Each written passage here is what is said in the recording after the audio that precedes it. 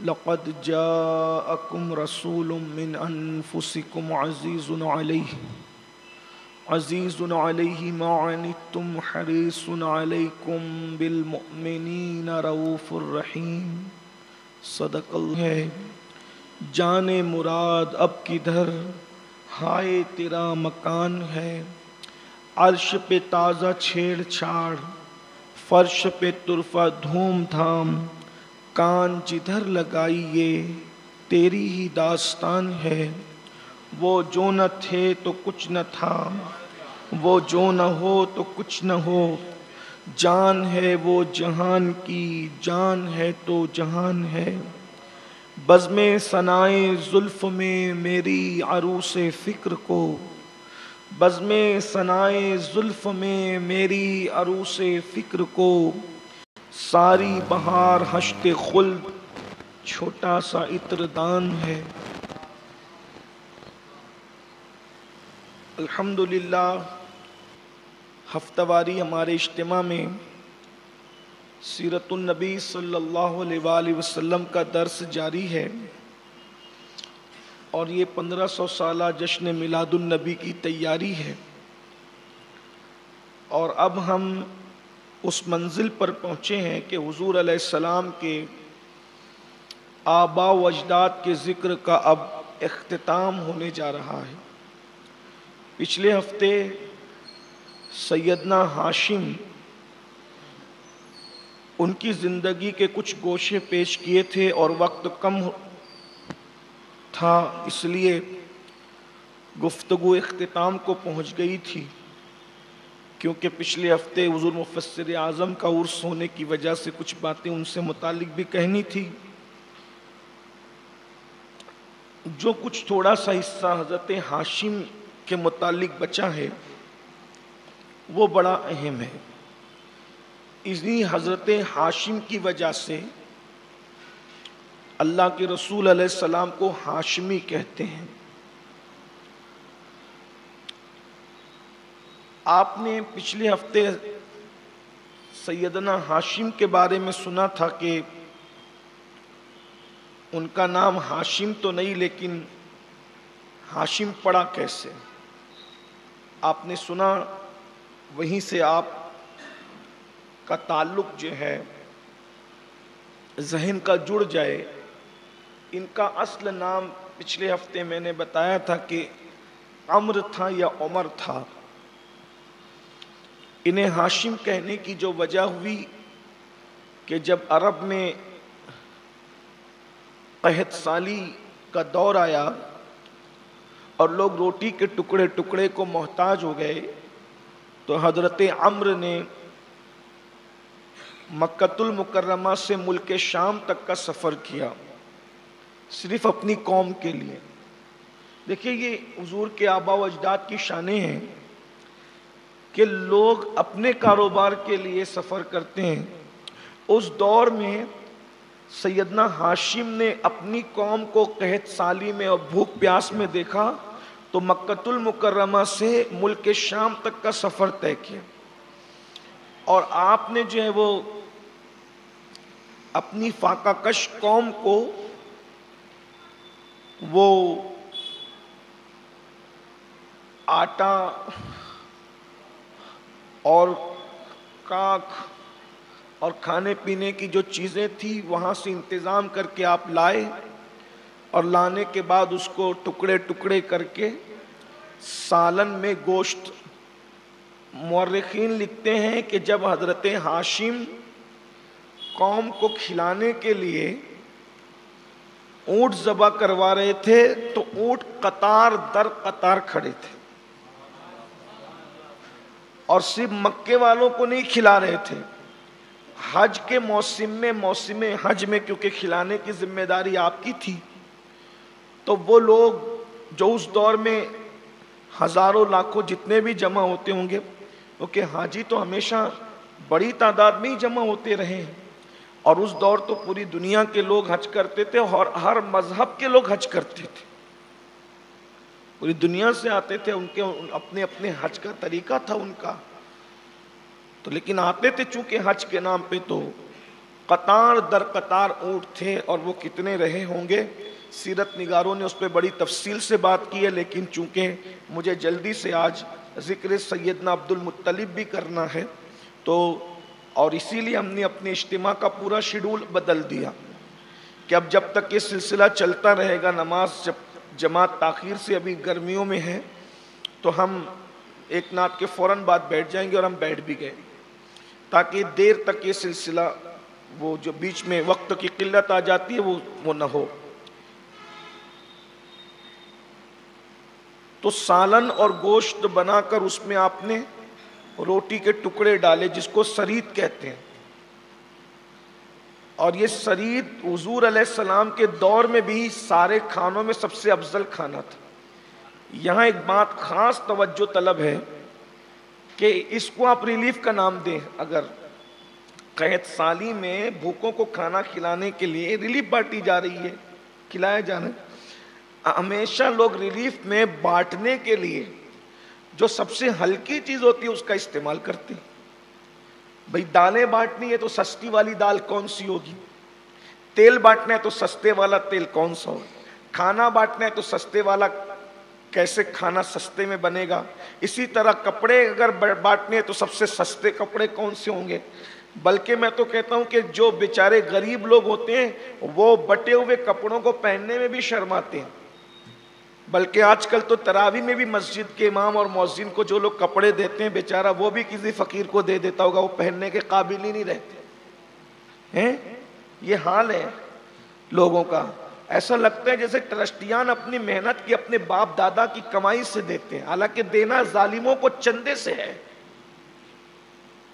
چندے سے دینا ہے تو بھی یہ حال ہے، اور وہاں جیب سے خرچ ہو رہا ہے حضرت ہاشم کا، لیکن ہلکا پھلکا کھانا نہیں بٹ رہا ہے جو کھانے میں سب سے افضل کھانا ہے جسے سرید کہتے ہیں۔ اور سرید کی فضیلت اللہ کے رسول علیہ السلام نے بیان فرمائی، ارشاد فرماتے ہیں کہ عائشہ کو عورتوں پر ایسے فضیلت ہے جیسے سرید کو تمام کھانوں پر فضیلت ہے۔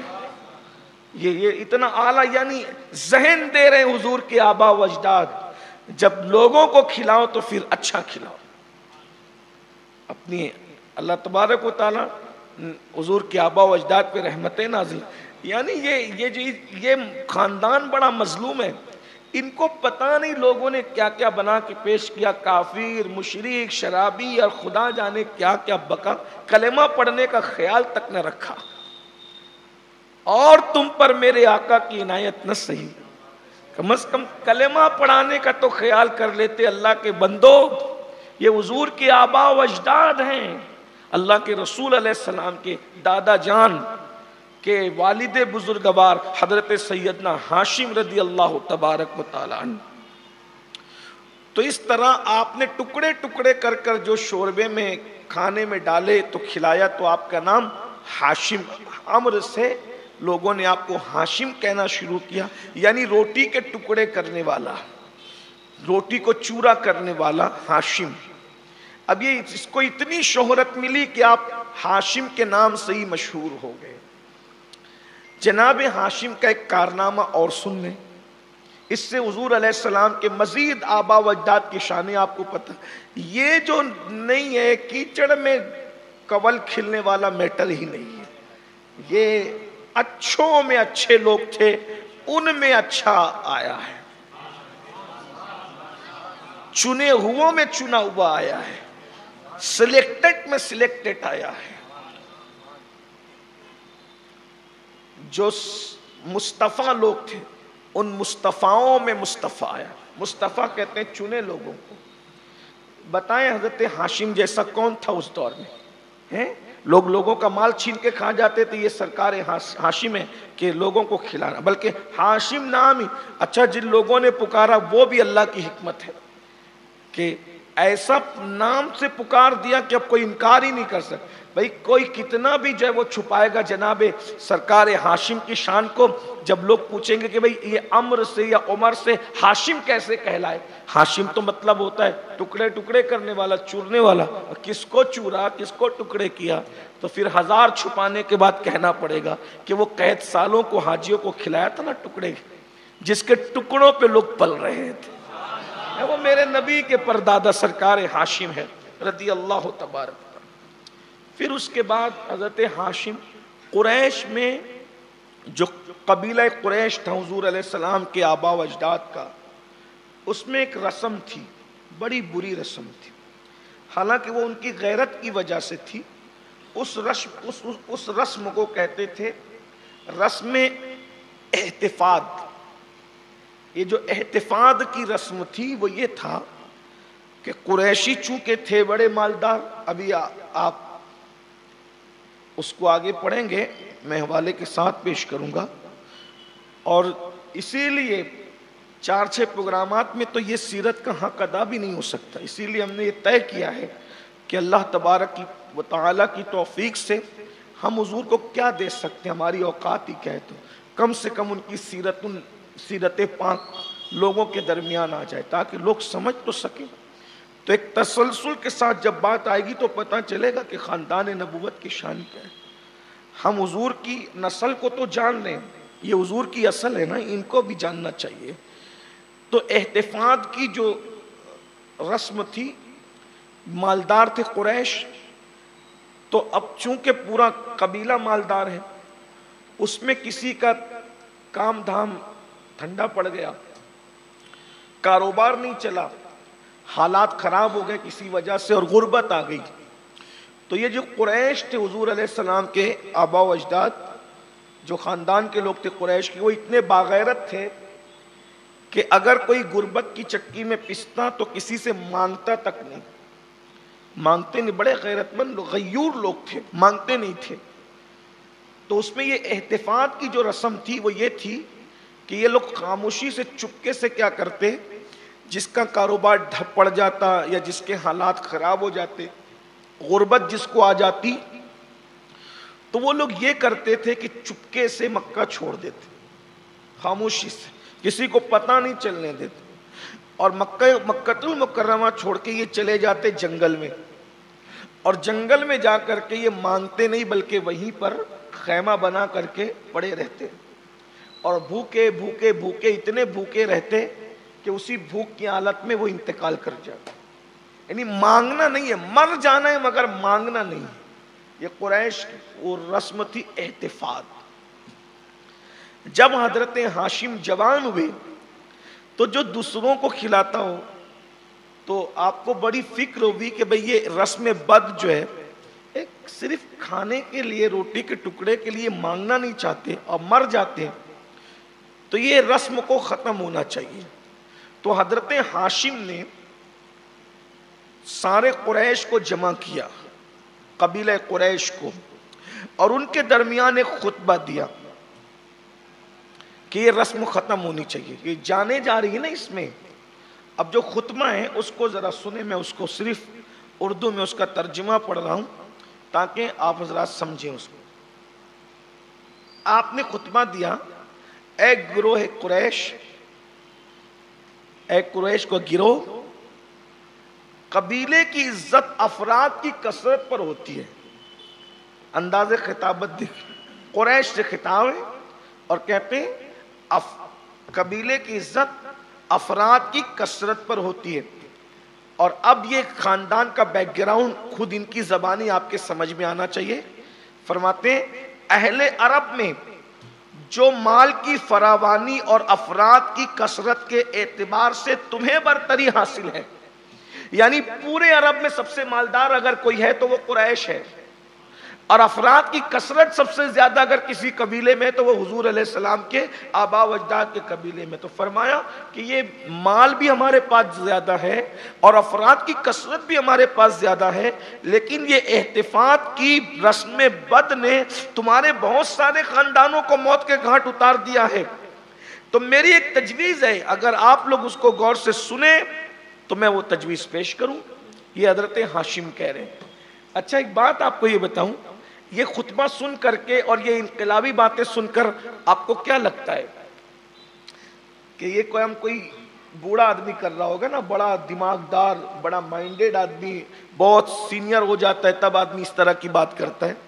آپ کو حیرت ہوگی، حضرت ہاشم کا وصال صرف 25 سال کی عمر میں ہو گیا، یعنی یہ سارے کارنامے وہ 25 سال سے پہلے کر رہے ہیں. دیکھ لیں حضور کے آبا و اجداد کی شانیں. یعنی قوم کے بڈھے بڈھے بڑے بڑے لوگ ایک بالکل نو عمر جوان کو اپنا سردار مان رہے ہیں اور وہ اتنی حکمت کی باتیں کر رہے ہیں اور یہ سب کارنامے انجام دے رہے ہیں. 25 سال میں آپ کا وصال ہو گیا. 25 سال کی بھری جوانی میں آپ کا وصال ہو گیا. تو قوم چونکہ احتفاظ کی رسم کے آگے مر رہی تھی, وہ مانگنا نہیں چاہتی تھی. آپ نے مانگنے سے بھی بچایا اور اس کا حل بھی پیش کیا. قوم سے کہا کہ احتفاظ کی رسم نے ہمارا خاندان کے کئی جو لوگوں کو موت کے گھاٹ اتار دیا ہے. ایک تجویز رکھتا ہوں, اگر تم سنو. قوم نے کہا بولیے, کیونکہ آپ کی ہر تجویز بہت عمدہ ہوتی ہے, بڑی اعلیٰ تجویز ہے, بہت حکمت کی بات آپ کرتے ہیں. تو حضرت ہاشم کو انہوں نے کہا کہ آپ حکم دیں, ہم اس کی تعمیل کریں. یعنی چھوٹی عمر میں بھی یہ حضور کے دادا جان ہیں, سب پر غالب ہیں, خاندانی غالب, ہر جگہ غالب رہے ہیں, یہاں بھی غالب ہیں. تو اتنی چھوٹی عمر میں لوگ, آپ حکم دیں. سارا مکہ, سارے قریش آپ کے سامنے جو ہے وہ سرنڈر ہو کر کہتے ہیں آپ حکم دیں, آپ نے جو بات کہی ہے ہمیشہ اچھی کہی ہے, آپ کہیے ہم آپ کی بات مانیں گے. حضرت ہاشم نے کہا میری رائے یہ ہے کہ تم میں سے جو مفلس اور کنگال ہو جائے ان کو چاہیے کہ وہ دولت مند خاندان کے ساتھ میں اس کو ملا دوں. یعنی ہمارے قریش میں جو دولت مند خاندان ہے تو اس خاندان سے مفلس خاندان کو جوڑ دوں, اور پھر کیا ہو کہ جب تجارتی قافلہ جائے موسم سرما میں اور موسم گرما میں, تو جو مالدار لوگ ہیں وہ مال لے کے جائیں, تو ساتھ میں اپنے اسی خاندان کے غریب آدمی کو ساتھ لے لے, اور کیا ہو مال تمہارا ہو, محنت اس کی ہو. دیکھیں آج لوگ یہ کاروبار میں طریقہ اختیار کر رہے ہیں کہ نہیں, کہ کسی کا مال ہوگا, کسی کی محنت ہوگی.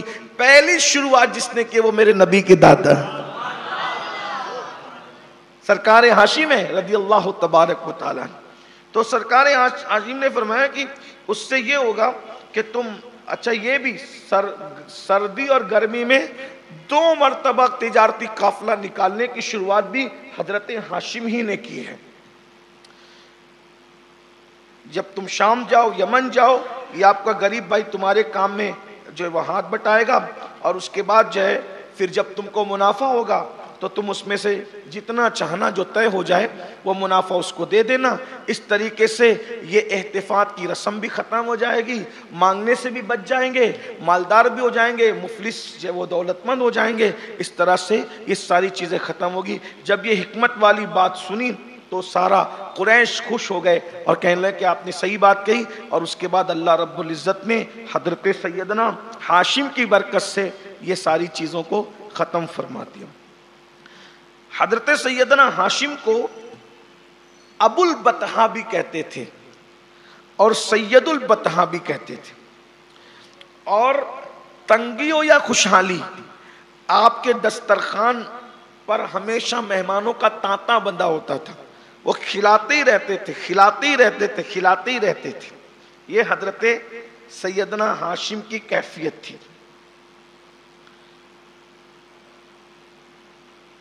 علامہ سید محمود آلوسی رحمت اللہ علیہ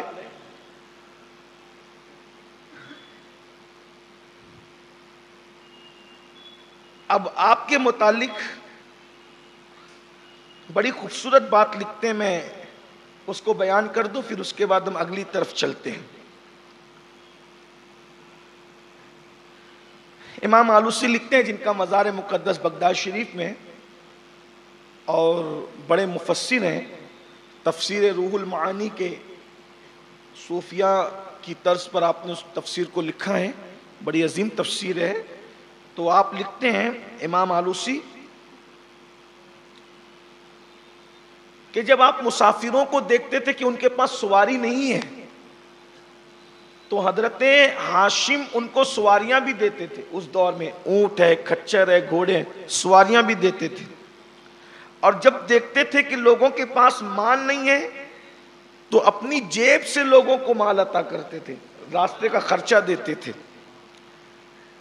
اور رسول اللہ صلی اللہ علیہ وآلہ وسلم کا نور, وہ جو حضرت آدم سے حضرت شیس کے پاس, حضرت شیس سے حضرت نوح کے پاس, پھر اس کے بعد حضرت نوح سے آگے وہ بڑھتا بڑھتا جو سیدنا ابراہیم علیہ السلام، پھر اسماعیل علیہ السلام، پھر وہ جو آگے آیا تو وہ نور حضرت ہاشم کی پیشانی میں چمکتا تھا، اور لوگ اس نور کو چمکتے ہوئے دیکھتے تھے، تو جو بھی انسان آپ کی زیارت کرتا اس نور کی چمک کی تاثیر تھی کہ حضرت ہاشم کے ہاتھوں کو چوم لیا کرتا۔ اس کا مطلب یہ ہے کہ عزت داروں کے ہاتھوں کو چومنے کی رسم یہ کوئی نئی نہیں۔ حالانکہ ابو داؤد شریف کی بھی حدیث ہے کہ صحابہ کرام حضور علیہ السلام کے ہاتھوں کو بھی چومتے تھے اور پیروں کو بھی چومتے۔ ہمارے یہاں کے آج کل کے دور کے کچھ لوگ ہیں جن کو بیچاروں کو ہاتھ پیر چومنا شرک لگتا ہے، خدا جانے کس نشے میں رہتے ہیں اور کس کے اثر میں رہتے ہیں، اور یہ کس نگر میں رہتے ہیں، انہیں ہر چیز شرک لگتی ہے۔ اللہ توفیق عطا کرے، کہہ کیا سکتے ہیں، اور سارا شرک کا نزلہ اہل سنت پہ اتارتے ہیں۔ داتا کہاں تو شرک، خواجہ کہاں تو شرک، غوث اعظم کہاں تو شرک، غوث اعظم کی شان بیان کی تو شرک۔ عجیب حال ہے۔ اللہ کے رسول فرمائیں کہ میں بے خوف ہو گیا ہوں کہ میرے بعد میری امت مشرک نہیں ہوگی۔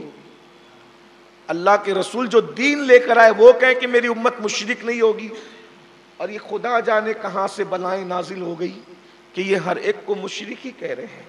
خیر میرا عنوان وہ نہیں ہے۔ تو پتا چلا کہ حضرت ہاشم کے بھی ہاتھ چومے جاتے تھے، لیکن چلے اب میں یہاں ایک نفیس نکتہ بیان کر ہی دوں۔ اس دور کے لوگ بھی سب کے ہاتھ نہیں چومتے تھے، یعنی ہاتھ ناریوں کے نہیں نوریوں ہی کے چومے جاتے، اور ہاتھ چومنے والے بھی پھر نوری ہی ہوتے ہیں۔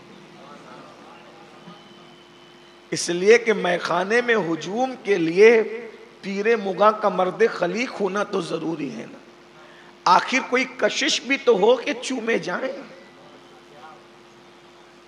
ہاں اب یہ سننے کے بعد اگر شروع کر دیں تو الگ بات ہے۔ اس لیے کہ جب پہلے ہمارے بزرگان دین کو کہا جاتا تھا کہ یہ مرید کرنا بھی شرک ہے، تو جب مریدی اور پیری کی فضیلت بیان کی تو پھر سنتے سنتے دوسروں نے بھی شروع کر دیا، اور پوچھو بھائی آپ کا سلسلہ کہاں سے جڑتا ہے، تو کہا شیخ عبد القادر جیلانی صاحب سے جڑتا ہے ہماری پیری مریدی کا سلسلہ۔ میں کہا وہ ایسے نام لینے سے تو نہیں جڑتا نا، اگر کوئی کہہ دے کہ میرے ابا وہ فلاں ہیں تو ابا فلاں تڑی ہو جاتے ہیں، ابا تک خونی رشتہ ثابت کرنا پڑتا ہے تب ابا ہوتے ہیں، ایسے ہی پیر تک عقیدے کا رشتہ ثابت کرنا پڑتا ہے تب وہ پیر ہوتا ہے۔ شیخ عبد القادر جیلانی کو غوث اعظم کہنے میں شرم آتی ہے، اور اس کے بعد پھر ان کو پیر بھی کہتے ہیں، ان کو پیران پیر کہنے میں بھی شرم آتی ہے۔ آپ غور تو فرمائیں نا۔ بہرحال میرا عنوان وہ بھی بڑے اچھوں کا ذکر کرنے لگا ہوں تو بات یہ، لیکن آپ سے کہتا ہوں کہ سونا جنگل رات اندھیری، چھائی بدلی کالی ہے، سونے والو جاگتے رہیو، چوروں کی رکھوالی، سونا بن ہے سونا پاس ہے، سونا زہر اٹھ پیارے، تیری گٹری تاکی ہے اور تو نے نیند نکالی۔ دوبارہ لوگ شروع کر رہے ہیں، کرتے رہیں، کاغذ کے پھولوں سے خوشبو نہیں آتی۔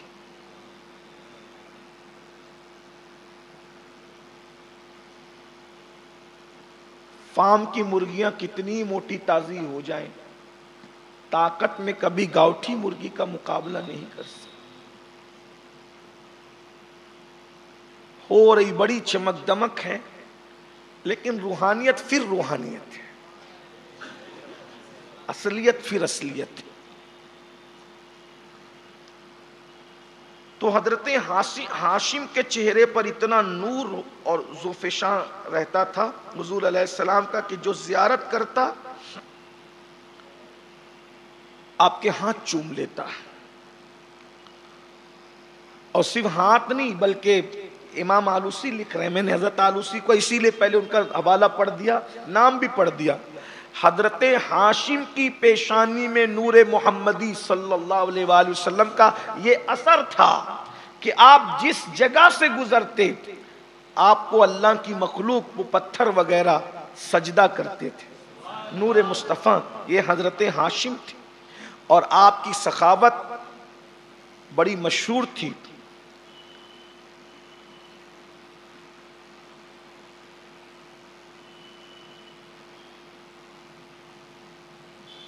سخاوت کے ساتھ ساتھ اور یہ شان و شوکت کے ساتھ ساتھ آپ کی ذہانت بھی آپ سن چکے کہ آپ ذہین تھے. اس ذہانت کی وجہ سے آپ نے کیا کیا, آس پاس کے جتنے بادشاہ تھے, شام کا بادشاہ, یمن کا بادشاہ, غسان کا بادشاہ, سارے بادشاہوں کے پاس آپ نے خود جا کر ان سے لیٹر حاصل کیے کہ ہمارے مکہ کے لوگ آپ کے یہاں آ کر تجارت کریں گے اور آپ کے سپاہی یا آپ کے لوگ کوئی رکاوٹ پیدا نہیں کریں گے.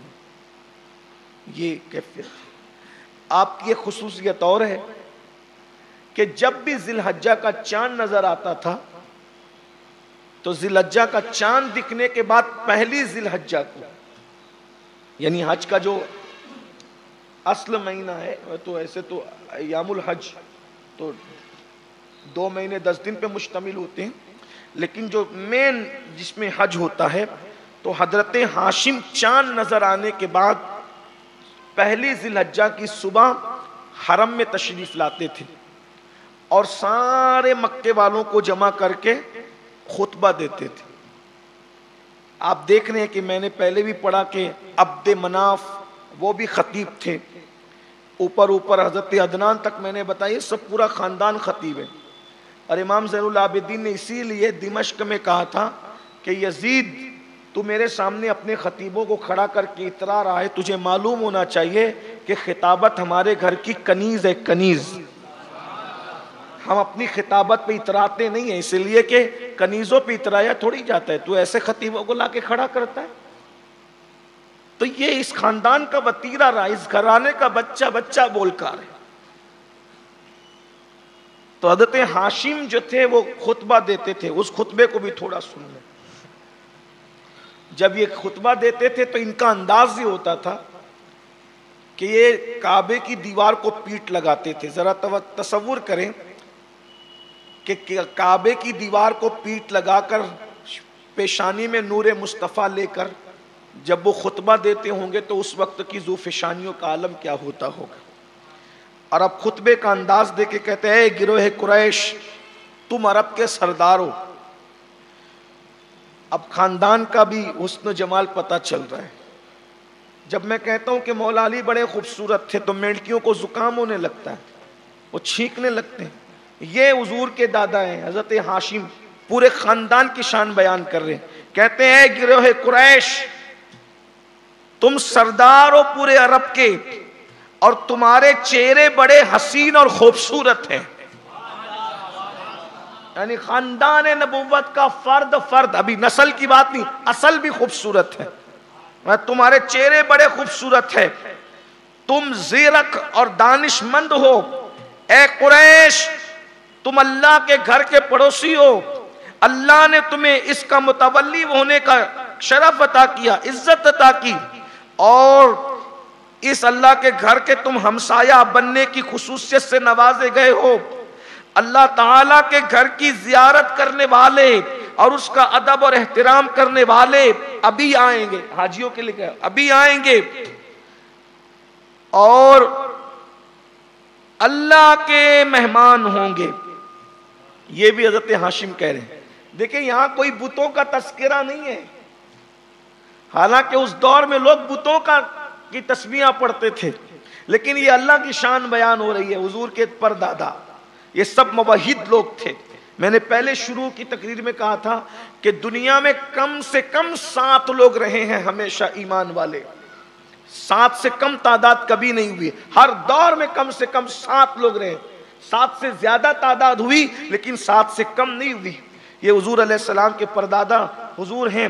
تو کہتے ہیں یہ حاجی جو ہے نا یہ اللہ کے مہمان ہیں, اور اللہ کے مہمانوں کی عزت اور تکریم کرنے کے تم زیادہ حقدار ہو کیونکہ تم کعبے کے متولی ہو. بس تم اس کے مہمانوں اور اس گھر کے زائرین کی عزت کرو، اور اس گھر کے رب کی قسم، اس گھر کے رب کی قسم، میں اپنے مال سے میرا جو مال صرف حلال ہے.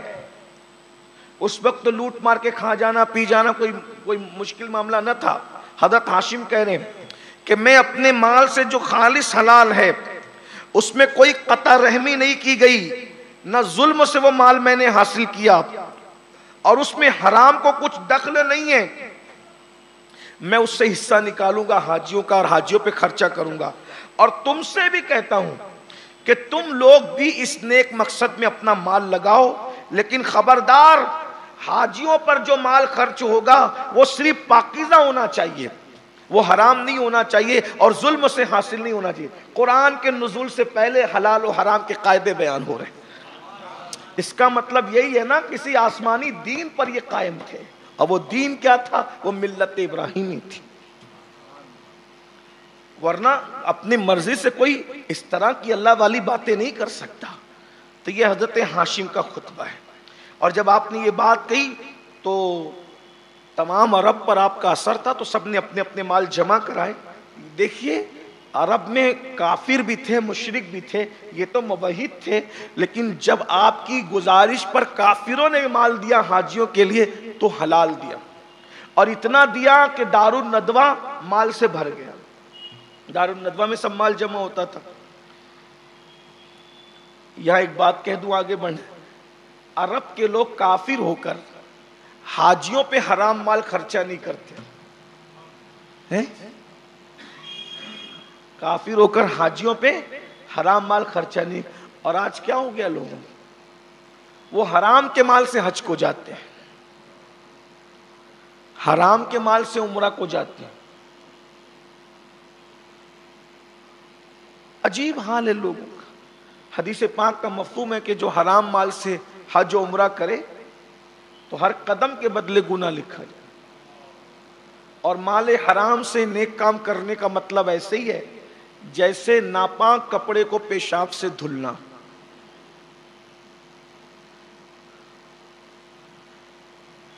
اور اب لوگ ذاتی مفاد کے لیے ایک دوسرے کو سرٹیفکیٹ دے رہے ہیں کہ وہ فلاں کا مال حلال ہے اور وہ فلاں کا مال حلال ہے. حیرت اس پہ بھی ہے مجھے. انسان اپنے تمام مال کے حلال ہونے کی گارنٹی نہیں لے سکتا. نبی کے غیب کے منکرین کو غیب کا علم کیسے آ گیا کہ وہ لوگوں کے مال کے حلال ہونے کی گارنٹیاں دے رہے ہیں؟ غور تو فرمائیں. عجیب حالات سے ہم گزر رہے ہیں. حضرت ہاشم کا ایک خطبہ اور سن لیجئے، پھر اس کے بعد آگے چلتے. عرب میں کئی قبیلے تھے، ان میں سے ایک قبیلے کا نام قریش تھا جیسا کہ آپ جانتے ہیں، دوسرے کا نام خزاعہ تھا. تو قریش اور خزاعہ کے اندر کوئی چپکلش ہو گئی، اختلاف ہو گیا. حالانکہ آپ تھے خود قریشی، لیکن فیصل کی اور حکم کی حیثیت سے دونوں قبیلے آپ کے پاس آئے، اور آنے کے پاس آپ سے کہا کہ آپ ہی ہمارے درمیان فیصلہ کر دیں کہ دونوں میں صلح ہو جائے. تو اب خود قریشی ہونے کے باوجود آپ نے دونوں قبیلے کو سامنے بٹھا کر کے خطبہ دیا. فرماتے اے لوگو،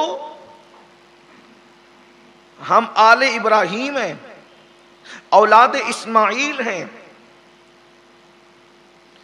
نضر کنانا کے فرزند ہیں، قصی بن کلاب کے بیٹے ہیں، اور مکے کے مالک ہیں اور حرم میں رہنے والے ہیں. دیکھ رہے ہیں پورا شجرہ بیان ہو رہا ہے. حضرت ابراہیم علیہ السلام آل ابراہیم ہے، یہ لوگ اولاد ابراہیم ہے، اولاد اسماعیل ہے، شجرہ بیان ہو رہا ہے. اور پھر اس کے بعد کہتے ہیں حسب نسب کی بلندی اور بزرگی کی پختگی ہمارے لیے ہے، یعنی ہم حسب میں بھی بلند ہیں، نسب میں بھی، اور بہت پختہ حسب نسب والے ہیں۔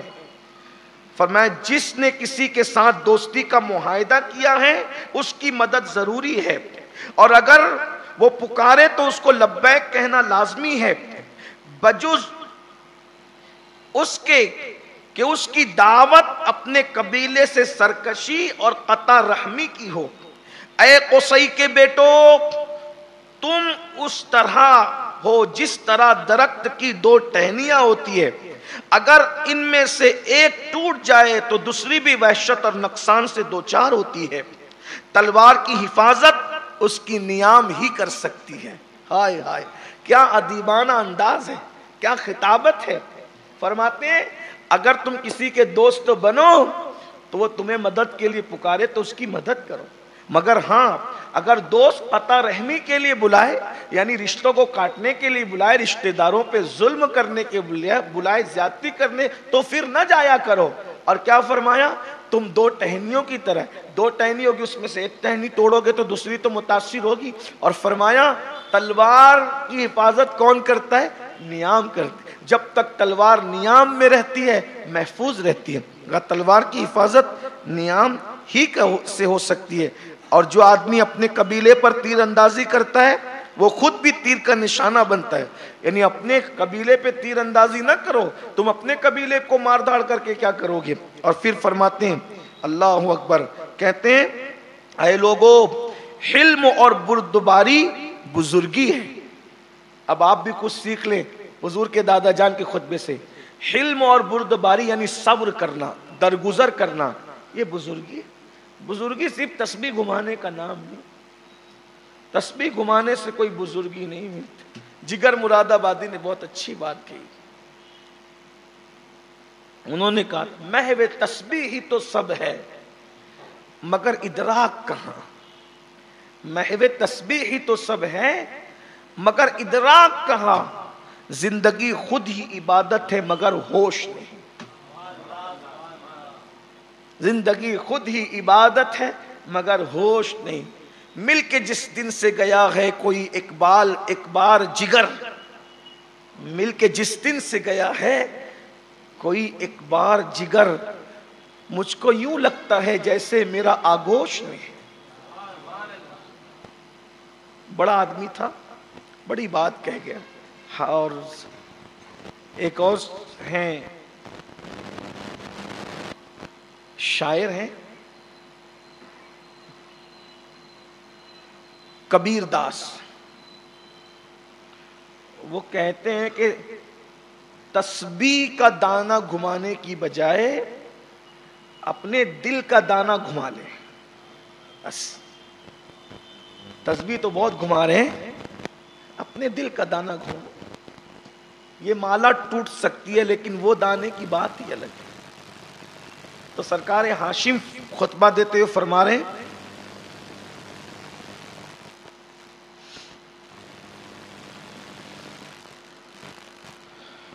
کہ حلم اور بردباری بزرگی ہے، صبر کامیابی کی چابی ہے۔ تو حضور کے دادا کا خطبہ ہے، سید الفصحاء کے دادا بول رہے ہیں حلم اور بردباری بزرگی ہے، صبر کامیابی کی چابی، یعنی صبر سیکھو۔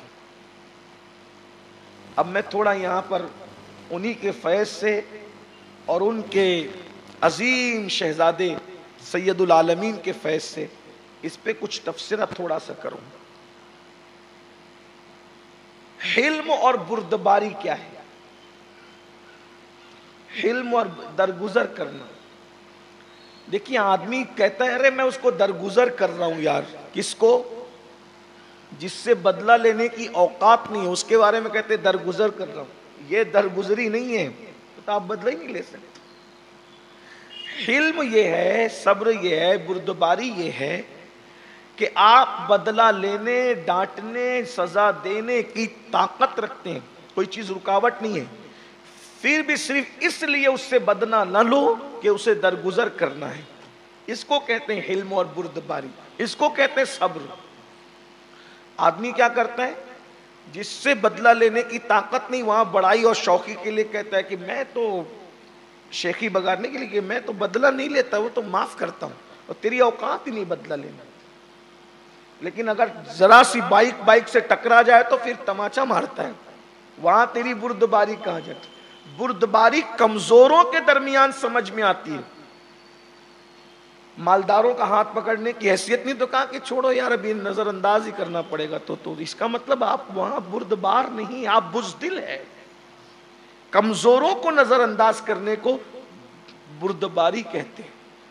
کمزور آپ کو ستائیں اس کو صبر کرنے کو صبر کہتے ہیں، رکنے کو صبر کہتے ہیں، بردباری کہتے ہیں. اگر کوئی تیز ترار عورت سامنے سے نظر آ رہی تو آپ راستہ چھوڑ دیتے ہیں. ہم شریف لوگ ہیں، عورتوں کے لیے راستہ چھوڑ دیتے ہیں. لیکن وہی گھر میں بیوی بیچاری سالن میں نمک زیادہ ہو جائے تو اس کے چہرے پہ تماچا پڑتا ہے، تو کیا یہ عورت نہیں ہے؟ وہاں تو بردبار بنے تھے، پھر یہاں بہادر کیسے بن گئے؟ اس کا مطلب یہ ہے کہ کہیں نہ کہیں بردباری کی تعریف سے بھی گئے. جس سے بدلہ لے سکتے ہیں، جس کو سزا دے سکتے ہیں، اس کو چھوڑ دینا یہ بردباری. یہ جس کو جواب دے سکتے ہیں اس کو نہ دینا یہ صبر ہے. فرماتے ہیں یہ کامیابی کی کنجی ہے، کنجی.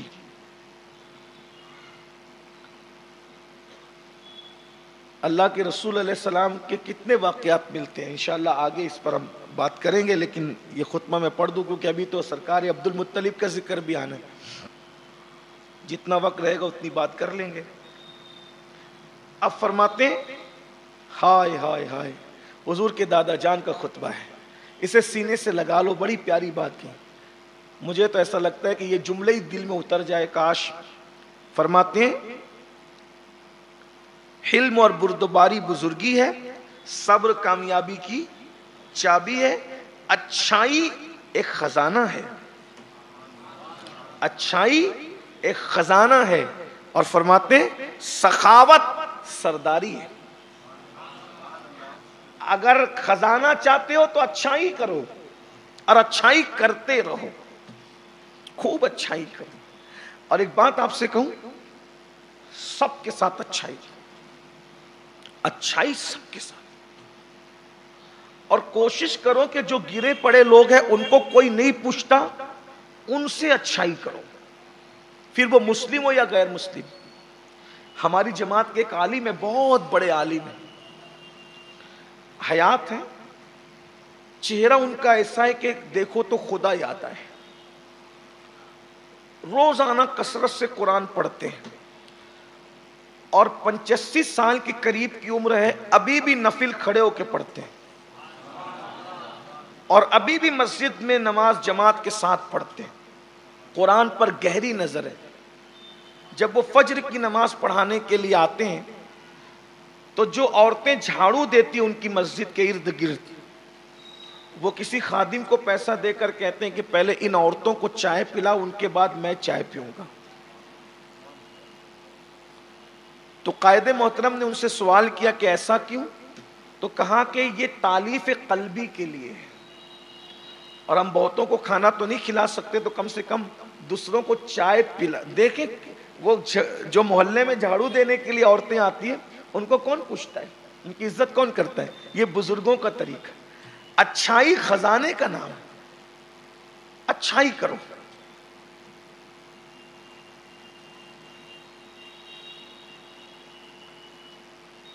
ہم نے اپنے بزرگوں سے یہی سیکھا. ہم بہت کچھ تو نہیں کر پاتے ہیں لیکن کوشش کرتے ہیں کہ اپنے بزرگوں کے نقش قدم پہ چل سکیں.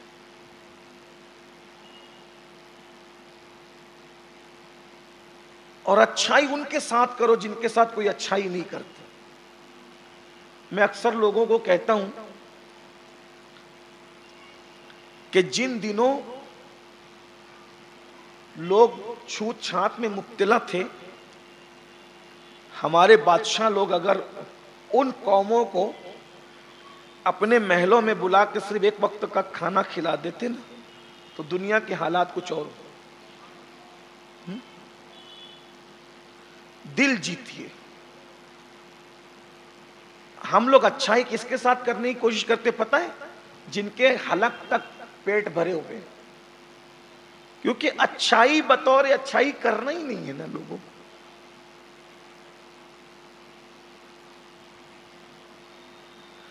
لوگ اس قدر نفس کے غلام اور بندے ہیں کہ دعوت میں بھی بار بار میں اس پہ زور، دعوت میں بھی وہاں جاتے ہیں جہاں ان کو کھانا اچھا ملے. وہ پجاری ہے کھانے کے. میں کہتا ہوں جہاں کھانا اچھا نہیں بنتا وہاں جا جہاں کوئی نہ جائے. کیوں؟ اس لیے کہ وہاں جائے گا تو کھانا ملے گا جو بدبو بن کر کے نکل جائے گا، اور وہاں جائے گا تو اس کا دل خوش ہو جائے گا. اور لوگوں کے دلوں سے ہی اللہ تک پہنچنے کا راستہ ہے. اللہ تک پہنچنے کے راستے یہ ناسک، منماڑ، ممبئی، اندور والے نہیں ہیں. وہ راستہ اللہ تک پہنچنے کا دلوں سے ہو کر، یہ دلوں کی سرنگیں ہیں جو اللہ تک پہنچاتے ہیں. جس کے یہاں کوئی نہیں جاتا، کبھی وہاں جا کے بیٹھے میت میں، منگنیوں میں، شادیوں میں اور دکھوں میں، سکھوں میں، تو پھر دیکھیے اچھائی ان کے ساتھ کرنا سیکھیے جن کے ساتھ کوئی اچھائی نہیں. اس کی وجہ میں کیا؟ اچھا بھائی جن کے ساتھ لوگ کرتے ہیں آپ ان کے ساتھ بھی کریں، میں منع نہیں کر رہا ہوں، لیکن کوشش کیجئے. وجہ یہ ہے کہ جن کے ساتھ، ایک بات آپ کو کہوں، جن کے ساتھ سب اچھائی کرتے ہیں ان کے ساتھ اچھائی کرنے جاؤ گے تو وہ سوچے گا یہ چاپلوسی کر رہا ہے. واللہ کہہ رہا ہوں، کسی مالدار کے گھر میت ہو جائے نا اور آپ جا کر کے انتظامات میں لگ جائیں، اللہ ماشاءاللہ سب کی نہیں، لیکن وہی سوچے گا کہ یہ اتنا آگے آگے اس لیے کہ شاید اس کو چندہ لینے کے لیے آنے. غریب کیا جا کر کے کرو گے نا جس کو کوئی نہیں پوچھتا، اس کے دل سے دعا نہیں، یہ یار اتنا بڑا آدمی یہ ہو کر کے میرے گھر آ کر کے ایسا کر، یہ چیز. اور حضور علیہ السلام نے یہی کیا ہے. یہ تو آبا و اجداد کے خطبے ہیں نا، حضور کے خطبے تو پھر حضور کے خطبے. بلال کو بازو میں بٹھاتے تھے، سیدنا بلال. عمار کو، بلکہ مکے کے لوگوں نے کہا کہ ان کے پسینے اور ان کے جبوں اور کپڑوں سے تم پسینے کی بدبو آتی ہے. موجود ہے سیرت میں، انشاءاللہ آگے وقت رہے گا تو یہ سب باتیں آئے گی. کیا کہا ان لوگوں نے کہ ان کے وہ اون کے کپڑے پہنتے تھے. ان ظالموں نے کہا ہم تو نہیں کہ، ہم تو یہ سمجھتے ہیں کہ روزے داروں کی بو منہ کی جب اللہ کو مشک سے زیادہ پسند ہے تو حضور کے صحابہ کرام کے پسینے کی بو ہمارے لیے تو ہزاروں عطر سے زیادہ اہمیت رکھتی. لیکن ان ظالموں نے کہا نقل کفر کفر نباشت، کہ ان کے پسینے کی بدبو ہمارا دماغ خراب کرتی.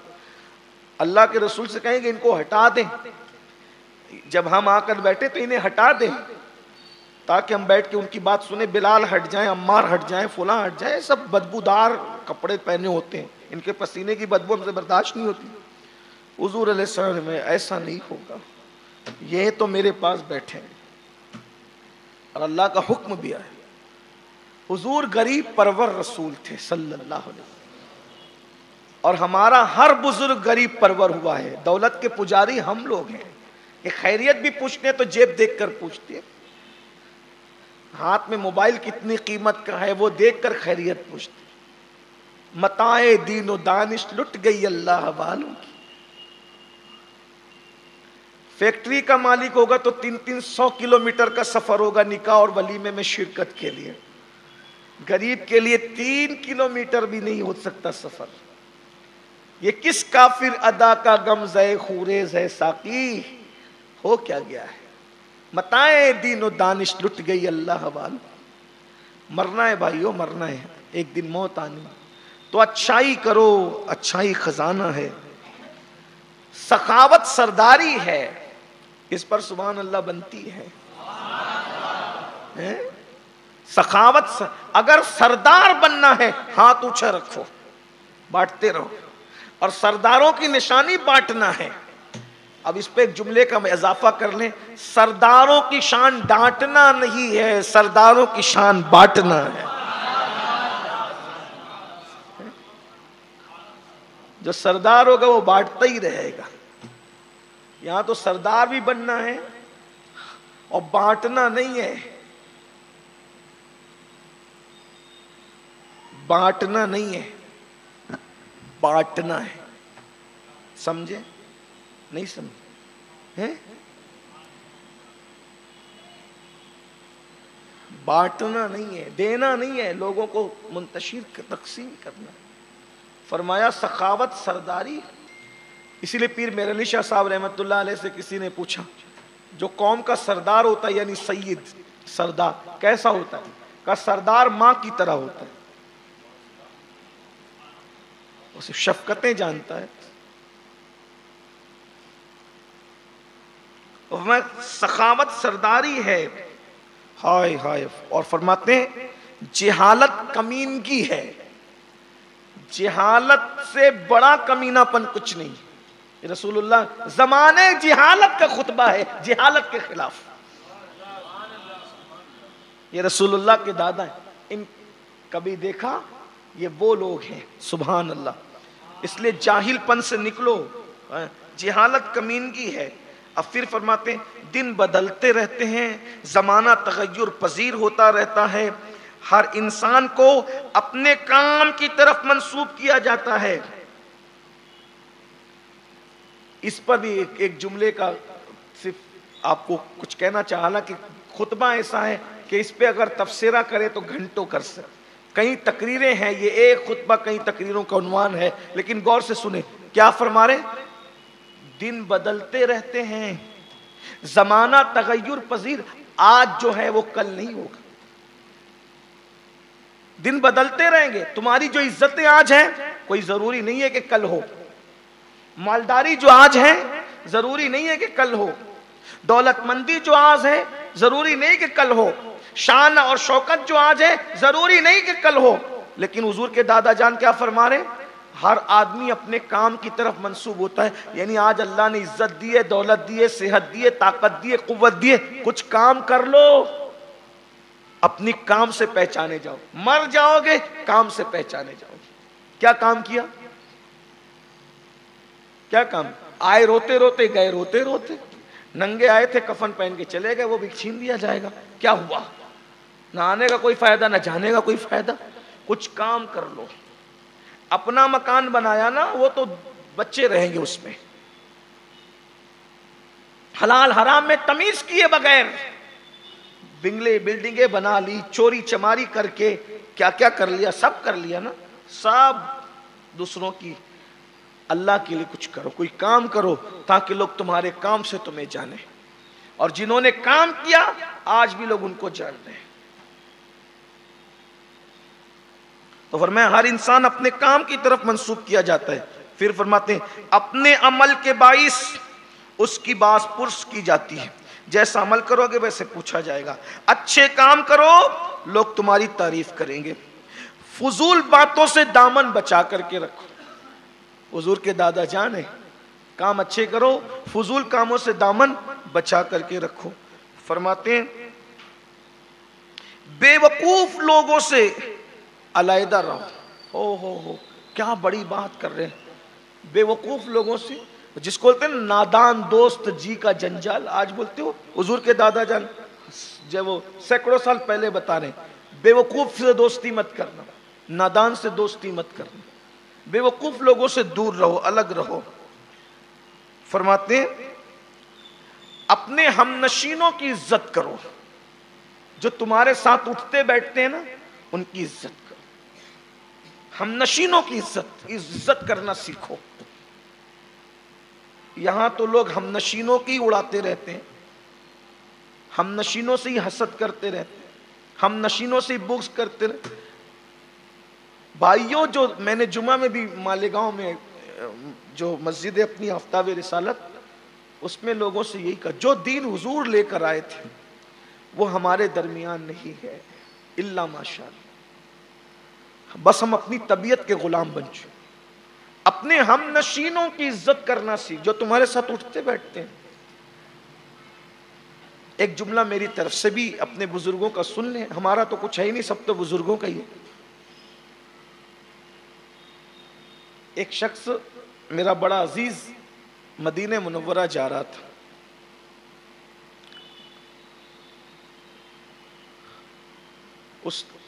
اور نوکری کے لیے جا رہا تھا. بڑا خوش تھا. 2 سال کم سے کم رہوں گا، اس کے بعد مدینہ شریف سے واپس آؤں گا. اس نے مجھے کہا کوئی نصیحت کرے. میں کہا میں کوئی نصیحت کے قابل آدمی تو نہیں، لیکن بزرگوں سے جو سنا ہے وہ تجھے سنا دیتا ہوں. کیا آپ بھی اس کو گانٹھ باندھ لیں. جب بھی رسول اللہ کے روضے پر جانا تو ایسے ہی جانا جیسے یہ تیری حاضری پہلی مرتبہ ہے، پھر اس کا مزہ دیکھنا۔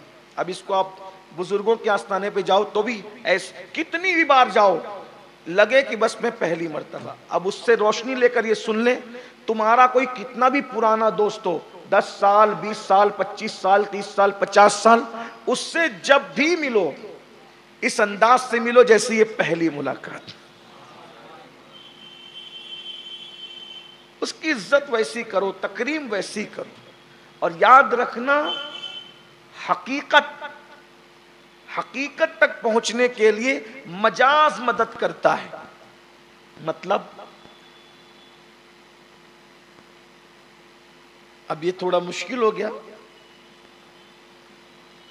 مجاز کہہ لے بندے اور حقیقت کہہ لیں حسن ازلی۔ تو اگر رب تک پہنچنا ہے تو پہلے اس کے بندوں کی عزت کرنا سیکھو، بندوں کی تعظیم کرنا سیکھو، اور خاص طور پہ اپنے ہم نشینوں کی۔ جو ہم نشینوں کی عزت کرتا ہے اس کی دوستی کبھی نہیں ٹوٹتی۔ دوستیاں وہی ٹوٹتی ہے جو اپنے ہم نشینوں کو حقیر جان۔ کچھ لوگ دوستوں کو بھوروں کی طرح رہتے ہیں، دوستوں کے ساتھ بھوروں کی اور تتلیوں کی طرح، آخر میں ان کا جنازہ اٹھانے والا بھی کوئی نہیں ہوتا۔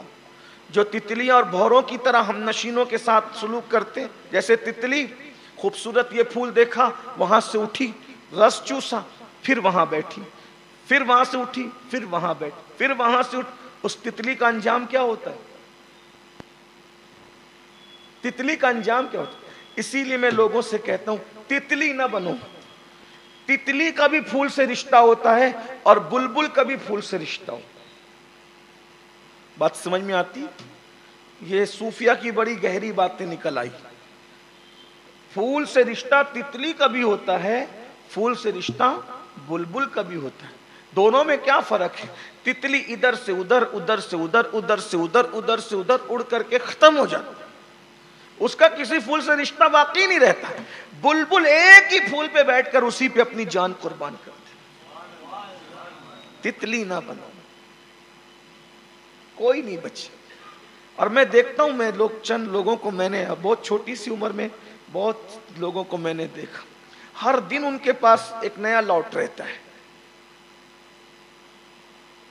کیونکہ وہ تتلیوں کا کام کر، صرف نچوڑو گے تو یہ تو کام تتلیوں کا ہے، کچھ دو بھی تو نا، گیو اینڈ ٹیک والا نا۔ حضور کے پاس جو آیا پھر کبھی نہیں گیا، حتیٰ کہ ماں باپ لینے بھی آئے تو نہیں گیا۔ جب زید کے باپ اور چچا لینے کے لیے آئے اس وقت تو نبوت کا اعلان بھی نہیں ہوا تھا، پیچھے چھپ گئے، میں نہیں جاؤں گا۔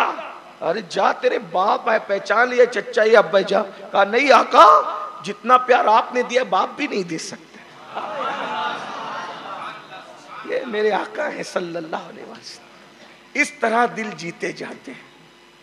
دل جیتنے کا ہنر کوئی جاننا ہے اس خاندان عالی وقار سے جانے۔ تو فرمایا اپنے ہم نشینوں کی عزت کرو۔ ہائے ہائے، دیکھیے آ گئی وہ بات، آ گئی وہ بات۔ کہتے ہیں اپنے ہم نشینوں کی عزت کرو، تمہاری مجلسیں آباد رہے گی، تمہاری مجلسیں کبھی سونی نہیں رہے گی۔ ہم نشینوں کی عزت کرنا سیکھو۔ فرمایا اپنے شریک کار کی حفاظت کرو، یعنی تمہارے ساتھ جو کام دھندے میں ہاتھ بٹاتے ہیں، جو بھی کام کرتے ہیں، وہ جو کام میں شریک ہیں ان کی حفاظت کرو۔ لوگ تمہاری پناہ لینے کے مشتاق ہوں گے، تمہاری پناہ میں آنے کے۔ فرمایا اپنی ذات کے ساتھ بھی انصاف کرو۔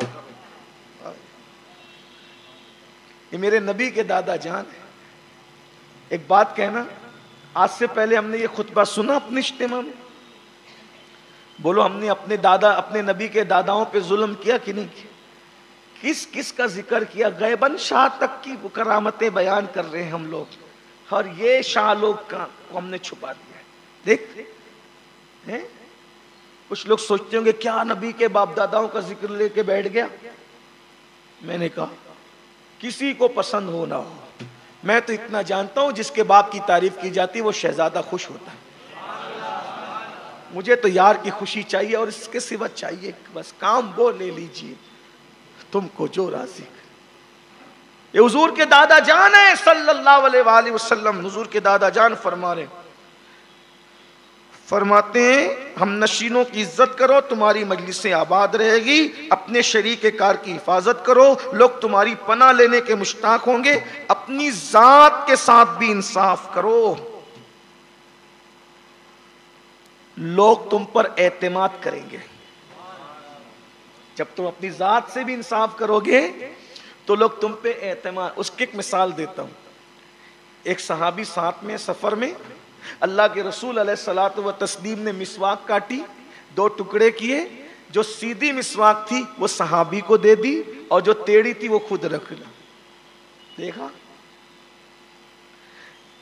کئی دن کے صحابہ بھوکے تھے. حضور علیہ السلام کو بھوک لگی تھی. بڑا مشہور واقعہ. ابو ہریرہ پیالہ لے کر آئے. سر کتنے تھے وہ 70. فرمایا پہلے سب کو پلاؤ. آقا کو بھوک نہیں لگی تھی. سب کو پلاؤ سب کو پلاؤ. سب کو پلایا. آخری میں سب کا بچا ہوا خود پیا. کس نے خدا کے بعد جو سب سے بزرگ ہے. اور ہم لوگ اتنا گراف ہمارا نیچے گر گیا ہے کہ اب کوئی ہمارے ساتھ کھانے بیٹھنے بھی تیار نہیں ہے کیونکہ وہ ادھر ادھر منہ کر لے گا تو اس کی آگے کی گوشت کی اچھی بوٹی کھسک جائے گی. یہ گر گیا گراف. ہنسنے کی بات نہیں. یہ ہنسنے کی بات. گراف گرا ہے. اخلاقی گراوٹ ہے.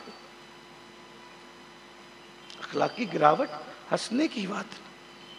کبھی گھر بیٹھ کر سوچنا کہاں وہ مسلمان تھے جو چراغ بجھا کر مہمان کو کھلا دیتے تھے اور کہاں آج ہم ہیں کہ ہمیں وہی مہمان اچھے لگتے ہیں جو گفٹ لے کر آتے ہیں. ہو گیا سب. دین گیا زندگیوں سے. دین کتابوں میں رہ گیا. دیندار قبروں میں چلے گئے. سب نمائشیں ہو رہی ہے. اللہ ماشاءاللہ. فرماتے اپنی ذات کے ساتھ بھی انصاف کرو تم پہ اعتماد کیا جائے گا. اچھے اخلاق کی پابندی مکارم اخلاق کی پابندی کرو کیونکہ اس میں تمہاری بلندی ہے. اچھے اخلاق اختیار. اچھے اخلاق کیا ہے پتہ ہے؟ ایک ہے ایکٹنگ اور ایک ہے اچھے اخلاق. توجہ ہے آپ کی. اخلاق اس کو کہتے ہیں جیسے ہم کھانا اندھیرے میں بھی کھائیں تو کہاں جائے گا؟ کبھی ناک میں نہیں جائے گا. ہمیشہ منہ میں جائے گا. دن میں کھائے تو بھی, رات میں کھائے تو بھی, خوشی میں کھائے تو بھی, غم میں کھائے تو بھی, غصے میں کھائے کھانا تو بھی منہ میں جائے گا. تو جیسے انسان ہمیشہ منہ میں لقمہ ڈالنے کا عادی ہوتا ہے ویسے جب تک تیری طبیعت ثانیہ لوگوں کے ساتھ اچھائی نہ کرے اس وقت تک تو اخلاق مند نہیں ہے. کسی کے ساتھ اچھائی سے اتنا پیش آنا کہ اس کی جوتے بھی سیدھے کر دے اور کسی کے ساتھ گرگٹ کی طرح رنگ بدل دینا, یہ ایکٹنگ تو ہے. اخلاق میں اخلاق وہ ہے. اخلاق پہچاننا ہے تو غصے میں پہچانو. انسان کو پہچاننا ہے تو غم میں پہچانو, غصے میں پہچانو. دیکھا آپ نے بھائی کٹورے میں اگر بھرا ہوا ہے شہد, دھکا لگے گا تو کیا گرے گا؟ کیا گرے گا؟ شہد ہی گرے. پیٹ پہ مکہ مارو تو کیا گرے گا؟ کیا شہد ہی گرے. اس کو ڈھکیل دو تو کیا گرے گا؟ وجہ کیونکہ تھا کٹورے میں شہد. ادھر سے کرو ادھر سے کرو, ایسا کرو ایسا. گرنا کیا ہے؟ بس یہی ہے. جب ہم غصے میں ہوتے ہیں تو ہماری پہچان ہوتی ہے کہ زبان سے نکلتا کیا ہے. بڑے بڑے پارساؤں کو گالی دیتے سنا ہے غصے, اندر یہی تھا. اندر ہی. غم میں بہت بڑے بڑے تسبیح سنبھالنے والوں کو اللہ کی برائی کرتے دیکھا ہے.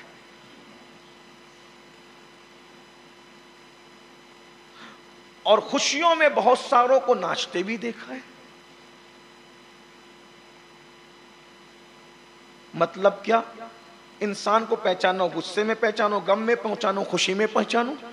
دیکھ لو دین دھرم کی بات ایسے کرے جیسے ولی کر رہا ہو, لیکن غم میں دیکھا, خوشی میں دیکھا, غصے میں دیکھا تو لوگ مجھے کم ہی اللہ والے نظر آئے. متائے دین و دانش لٹ گئی اللہ والوں کی، یہ کس کافر ادا کا غمزہ خوریز ہے ساقی۔ لیکن چیخ چلا اس لیے رہا ہوں کہ ہم مایوس نہیں ہے اقبال مایوس اپنی کشت ویراں سے، ذرا نم ہو تو یہ مٹی بڑی زرخیز ہے ساقی۔ فرمایا مکارم اخلاق کی پابندی کرو کیونکہ اس میں تمہاری بلندی ہے، کمینی عادتوں سے دور رہو کیونکہ اس سے عزت خاک میں مل جاتی ہے۔ ایسا لگتا ہے اسی خطبے پہ آج بات پوری ہوگی، حالانکہ میں نے آج سرکار عبد المطلب کو بھی پڑھنا ہے آپ کے سامنے، لیکن بات اس پہ مکمل کروں گا۔ حالانکہ میرا دل نہیں چاہ رہا ہے کہ میں اس کو تشریح کیے بغیر آگے بڑھوں، حالانکہ کہاں سرکار ہاشم کا خطبہ، کہاں میں ان کا خانہ زاد غلام، میں کیا تشریح کر سکتا ہوں۔ لیکن کیا فرما رہے ہیں؟ کمینی عادتوں سے دور رہو کیونکہ عزت خاک میں مل جائے۔ ہر آدمی عزت چاہتا ہے لیکن وہ کمینی عادتوں کو کرتا ہے۔ کمینی عادت ہلکے کام، ہلکے کام مطلب ایک مرتبہ میں نے دسترخوان پر، مسجد نبوی شریف کے دسترخوان پر ایک صاحب کو دیکھا کہ وہ دسترخوان سجانے والے دہی اور نان اور کھجور اور چیزیں لا کے رکھتے ہیں، وہ ساتھ میں ایک تھیلی لائے ہوئے تھے، وہ جیسے ہی لگانے والا لگا کر جاتا ہے تو وہ اس میں تھیلی میں ڈال لے، میرے آگے سے نہیں، انہیں کے آگے جو تھا بس وہی لیتے ڈال لیتے۔ میں نے کہا کہاں سے آئے؟ تو انہوں نے پڑوس کا نام بتایا۔ کرتے کیا ہیں؟ وہ کہا کہ فلاں مسجد کا خطیب بھی ہوں اور امام بھی ہوں اور فلاں فلاں سلسلے کا خادم بھی ہوں۔ میں نے کہا آپ کو پتہ ہے کہ اس نے اس وقت کھانے کے لیے رکھا ہے، لے جانے کے لیے نہیں رکھا۔ یہ تو خیر مسجد نبوی ہے، یہی حرکتوں کو کمینی حرکت کہتے ہیں۔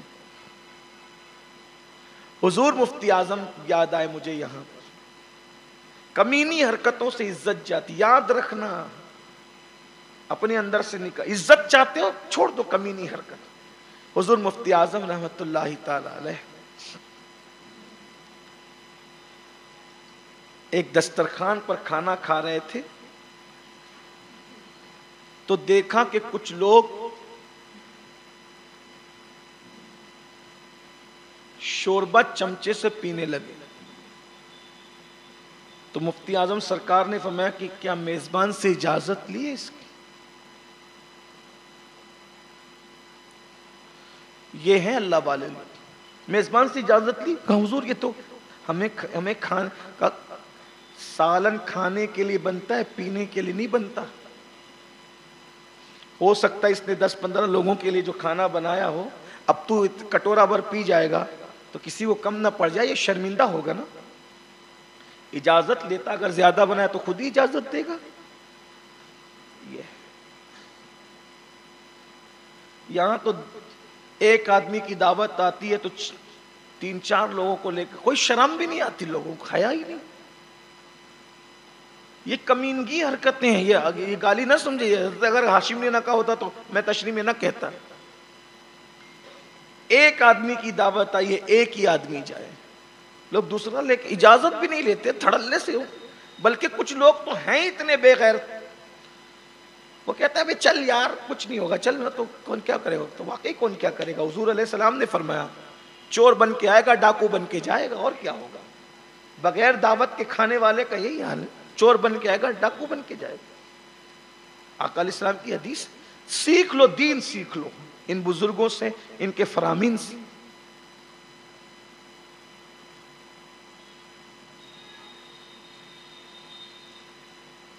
ایک جگہ پر گئے تو دیکھا کہ وہ میزبان کہتا ہے کہ آپ کی چپل کا ناپ دے دیں،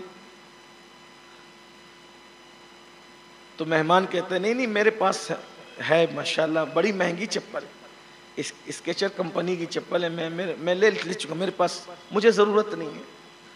تو جو دوسرے ساتھ میں گئے تھے کہا اگر حضرت یہ مجھ سے کہتا تو میں اپنا بھی ناپ دیتا، اپنی بیوی کا بھی دیتا، اپنے بچے کا بھی دیتا، آپ اتنے کیسے بہت بھولے ہو کہ کہہ رہا تھا تو لے لیتے نا، تو گھر پہ رکھ دیتے لے جا کر کے. تو اس شخص نے کہا جس کو کہہ رہا تھا اسی لیے تجھ سے نہیں کہا کہ لوگ بھی انسان دیکھ کے بات کرتے. لوگوں کا حال ہی کمینی خصلتیں نکل، عزت ملے گی، لوگ بھی انسان دیکھ کے بات کرتے. بہت خوبصورت خطبہ ہے یہ، اس کو ہنس کے ٹال مت دیجیے گا. اور یہ ابھی ایک بات اور کہہ دوں پھر بات آ گئی تھی، ورنہ آپ ملتے کہاں، میں بھی اب تو کم ہی رہتا ہوں شہر میں. ہمارے لوگ شادیوں میں جاتے ہیں نا تو چلاتے ابے ادھر آ، گسوا تو ڈال.